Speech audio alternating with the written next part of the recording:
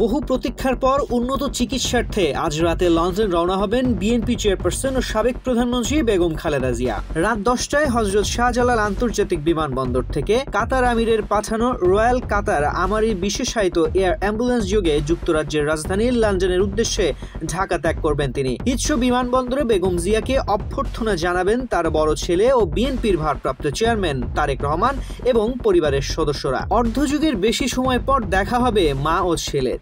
বিমানবন্দরের সামনে যুক্তরাজ্য বিএনপির বিপুল সংখ্যক নেতাকর্মী তাদের প্রিয় নেত্রীকে স্বাগত জানাবেন। লন্ডন পৌঁছেই সেখানকার ঐতিহ্যবাহী হাসপাতাল advance health care centre London ক্লিনিকে ভর্তি হবেন বেগম খালেদা জিয়া। গতকাল ঢাকায় সংবাদ সম্মেলনে বিএনপি চেয়ারপারসনের ব্যক্তিগত চিকিৎসক ও দলের স্থায়ী কমিটির সদস্য অধ্যাপক ডাক্তার AZM জাহিদ হোসেন এ তথ্য জানান। ৭৯ বছর বয়সী খালেদা জিয়া দীর্ঘদিন ধরে লিভার সিরোসিস, হৃদরোগ, কিডনি সমস্যা সহ নানা জটিল রোগে ভুগছেন। কাতারের আমির Sheikh Tamim bin Hamad Al Thani সাবেক প্রধানমন্ত্রী ও বিএনপি চেয়ারপারসন খালেদা জিয়ার শারীরিক অসুস্থতার কথা জেনে তার রাজকীয় বহরের এই বিশেষ বিমান দিয়েছেন। কাতারের আমিরের বিশেষ এয়ার অ্যাম্বুলেন্সটি গতকাল সন্ধ্যা ৭টা ৪০ শাহজালাল আন্তর্জাতিক বিমানবন্দরে অবতরণ করে। জানা যায় হিথ্রো ইন্টারন্যাশনাল এয়ারপোর্ট থেকে তাকে সরাসরি সেখানে নিয়ে যাওয়া হবে।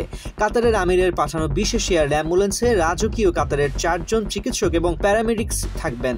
ঢাকা থেকে খালেদা জিয়ার মেডিকেল বোর্ডের ৬ জন সদস্য এই বিমানে যাবেন। তারা হলেন অধ্যাপক ডাক্তার শাহাবুদ্দিন তালুকদার, অধ্যাপক ডাক্তার FM সিদ্দিক, অধ্যাপক নুরুদ্দিন আহমেদ, ডাক্তার জাফর ইকবাল, অধ্যাপক AZM জাহিদ হোসেন ও ডাক্তার মোহাম্মদ আল মামুন।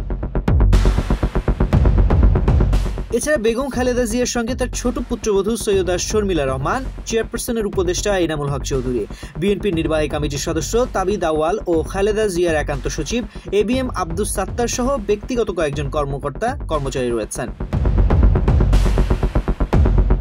রাজধানীর গুলশানে বিএনপি চেয়ারপারসনের রাজনৈতিক কার্যালয়ে ৬ ডিসেম্বর রাত ৮:৩০টায় এ বৈঠক অনুষ্ঠিত হয়। বৈঠকে ভার্চুয়ালি যুক্ত হয়ে সভাপতিত্ব করেন দলের ভারপ্রাপ্ত চেয়ারম্যান তারেক রহমান। দলীয় সূত্র থেকে জানা যায় বিএনপি চেয়ারপারসন খালেদা জিয়া চিকিৎসাজনিত সফরকে সামনে রেখে এ বৈঠক অনুষ্ঠিত হয়। এতে দলের নীতি কৌশল ও নতুন সিদ্ধান্ত নিয়ে আলোচনা হয়।